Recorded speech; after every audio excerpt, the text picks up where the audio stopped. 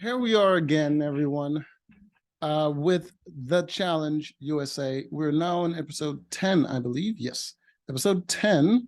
Last episode, we had Sarah going up against Cachet in the elimination, and Cachet went home very easily, actually. She didn't stand a chance. And yeah, it's all for the best, I think. She was one of the weaker girls. I think the weakest girl still left in the game would be Alyssa, the one that's teamed up with Angela. There we go. The one that's teamed up with Angela. I don't know why Angela teamed up with her. I mean, sure, she works out and she seems determined, but she's not really that good.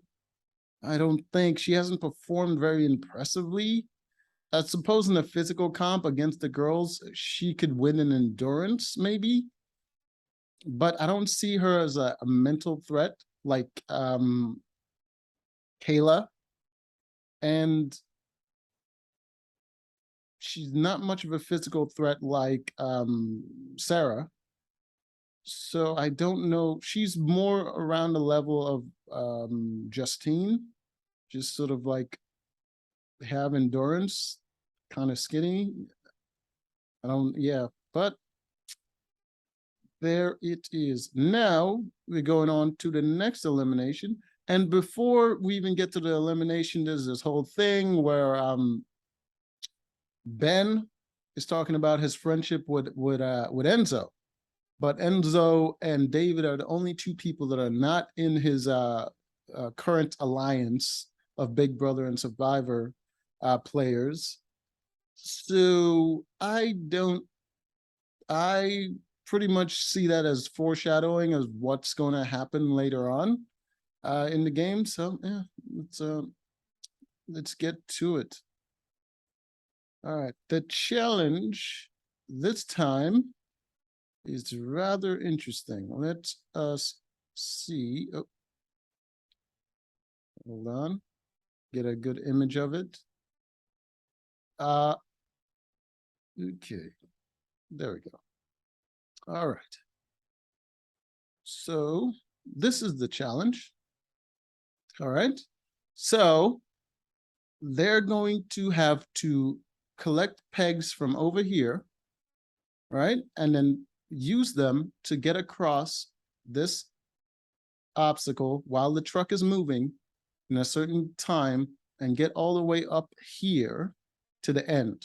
And then I think up here they pull something and then they pull some sort of ripcord and then smoke comes out.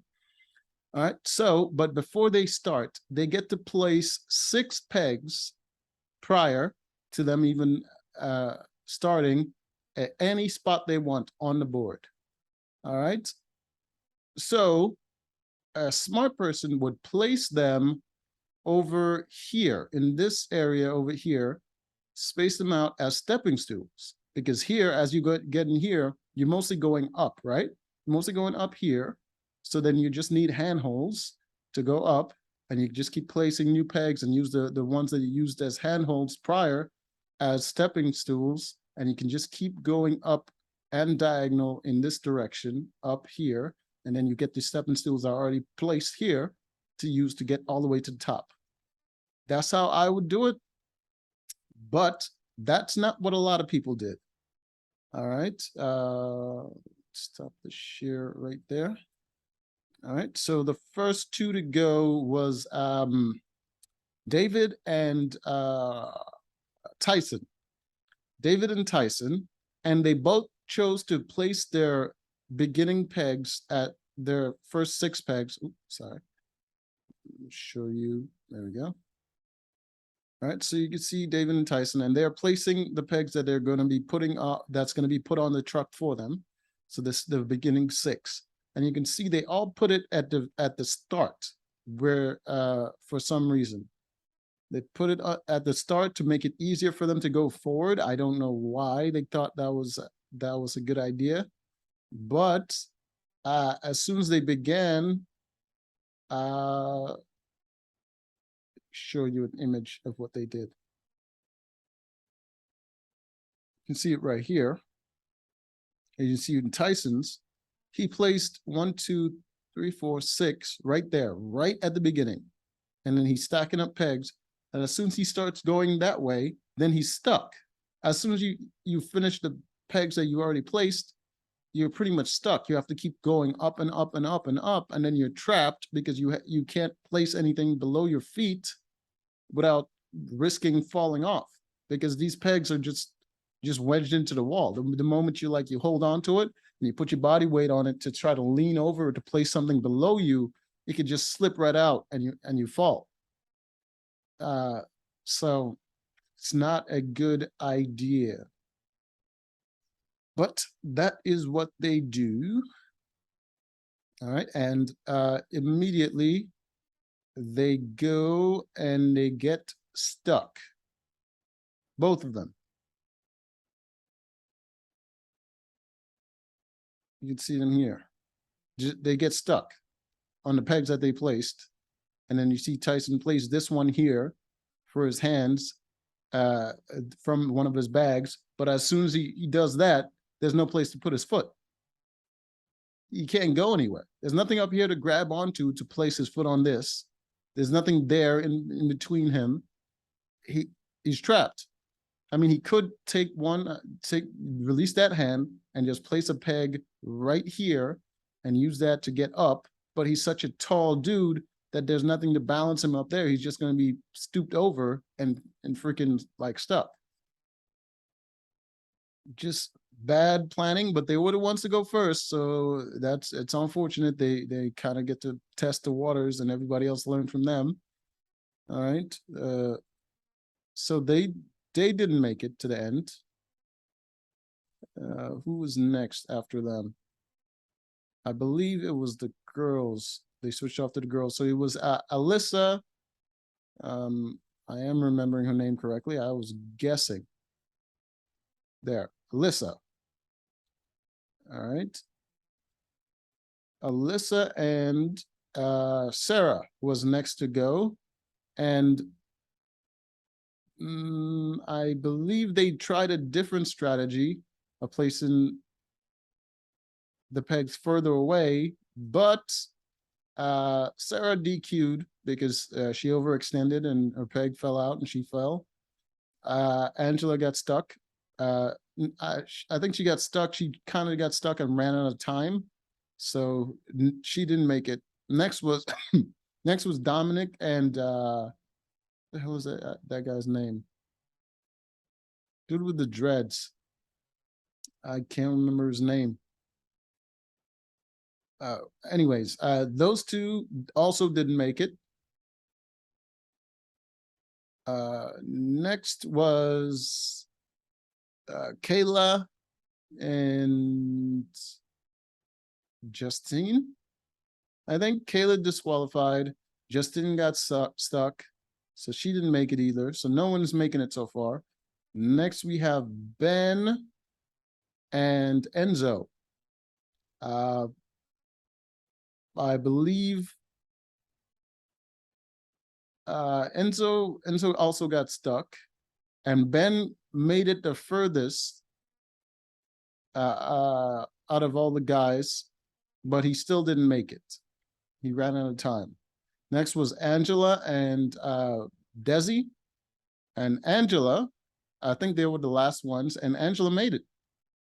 Angela made it. Desi got stuck. She got pretty far, but she got stuck. Yeah, that was it. Angela was the only one to complete the assignment. So you see her there on the top of the truck, and she pulls the cord, and there you go. She won. God, they're all terrible. But she was the only one that used the strategy that I talked about, putting the pegs at the end there, so you have somewhere to place your feet. So all she had to do was just go upwards, and she made it. All right, so Angela won. None of the guys or the girls made it besides Angela. And so Angela is the champion for the girls, and they have to have a male winner. So the male winner became Ben.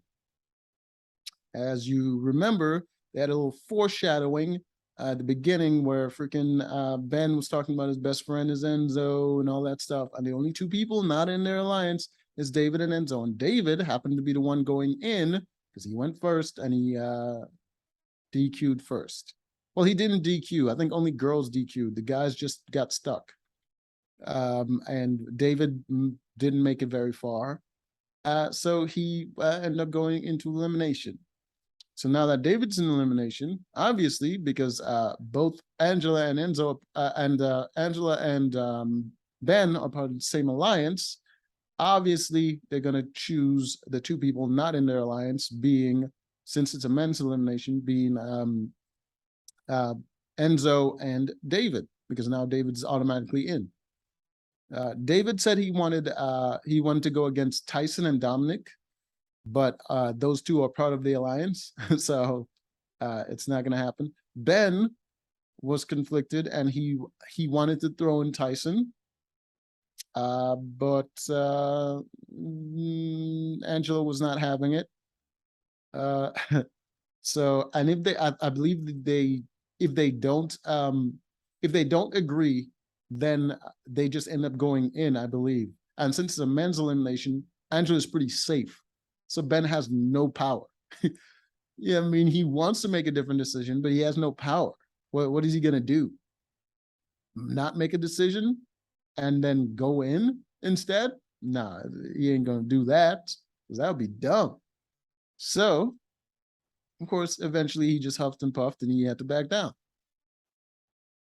All right, so that happened. Then the next day, Angela, of course, told the story to the rest of her alliance. It was a terrible storytelling from Angela. You can see here she's talking to them, and I mean, these are the only two she really talks to in the alliance. I mean, the rest of them, I mean, they're there, but I don't see her having conversation with them except for Alyssa. So she's telling them the story. She tells them a story about Ben, and her entire story is just like, oh, well, he said this, and then I was like this, and then I'm like, God damn, I would not want to listen to this. Just say he wanted to make a different decision than you, and you got, it was just so dumb. So the next day, I believe, what the hell is his name? David came up to her and asked her, what's the decision going to be? And then she told him that it's going to be Enzo. And so after she told him that, she then asked him to promise not to tell Enzo. And David just walked off without making a promise. Then Ben came in to talk to her, and she told Ben that she just told David that it's going to be Enzo, and she didn't get a chance to talk to Enzo. So Ben was like, oh, I'm going to talk to Enzo. And she's like, oh, can we do it together? I don't know why she wanted to do that. But he's like, no, it's just between me and him. He talks to Enzo, and Enzo starts tripping out, talking about, hey, there's so many people in here. Why does it got to be me? Why is it like blah, blah, blah? And just like, because you're garbage, Enzo. You're garbage. You and David are trash at this game. None of the girls want to run a final with you. Like, that's the reason. That's the reason you're not in the alliance. And then, oh, shit. You just realized. Dominic is also trash. But they keep him in the alliance. Why? Oh, right, because he was in a position to help them out. Right, it was negotiating power. Okay, now I remember. Dominic is up there because of politics. Got it. Enzo didn't play politics, and David was just acting like friends with everybody, and he didn't choose a side. So that's why they're there. But they also suck. That's also why. And Angela, being the strongest girl, doesn't want to run a final with any of the guys that are trash. So she's taken it upon herself to definitely get rid of these guys. She's gonna have to take a shot at freaking Dominic eventually, but I don't think they have enough eliminations left to get rid of everyone that she wants to get rid of. So she's just gonna have to do with these two. All right. So Enzo is flipping out. He's making threats. It's like, oh, if I come back after this elimination, I'm coming after all y'all. He was never a threat to any of them. I don't know why he's making threats now. It's just stupid. But that's what he chose to do. All right, so we get to the elimination, and it is going to be Enzo and David. Hold on, let me get that. God, they look so sad. David is younger than Enzo by a lot, but he's also fat and not very athletic. Enzo is not fat, but he's old and lazy. And he also can't swim. Same Enzo who quit a challenge because he didn't want to jump over a high place is talking about why they throwing him in. So, all right, there we go. That's the image I was looking for. There we go. So you see Enzo over here, you see David over here. So what they have to do, all right, you believe David uses the yellow ball, Enzo uses the red ball. David's going to be on offense for the first one. So his job is to get that one of those balls in this basket over here. Enzo's job is to block him. He has to block him, and in order to stop him, he has to knock the ball out of the little rope circle that you can see on the ground there. He has to do that in order to for the round to change over to him being on offense and David on defense, and they have to do it all over again. All right. So the first time, right away, Enzo tackles David and freaking tosses him out of the circle. They both look exhausted after that first freaking round. Enzo looked gassed. David was looking like he was okay. He still got some energy in him. Then we go to Enzo on offense, and see it right here. Enzo's on offense, and David just steps him right out of the circle. Like, not even out. He barely even resisted. All right, so they switch over. David's on offense, and David makes it. David there. See David there. He makes that point. Boom. All right, so David is 1, Enzo is 0.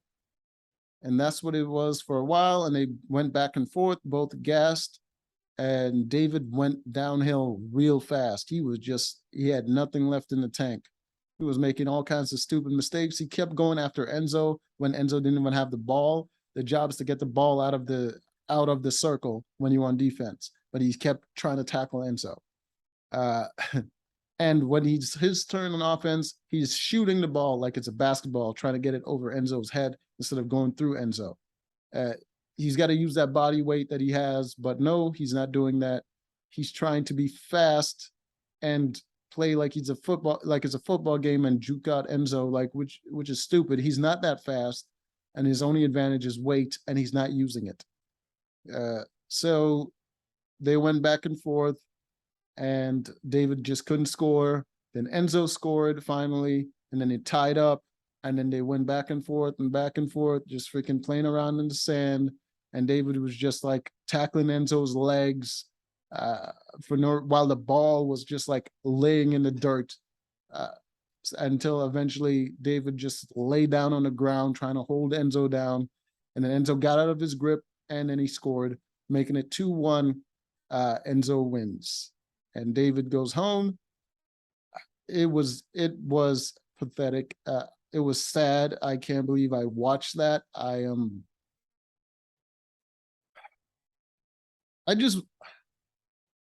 just glad that David's gone and stopped embarrassing himself like this. Get in shape, David. Get in goddamn shape. You're not the tallest dude. You're not the most athletic dude, but if you at least were in shape, you could take out an old man.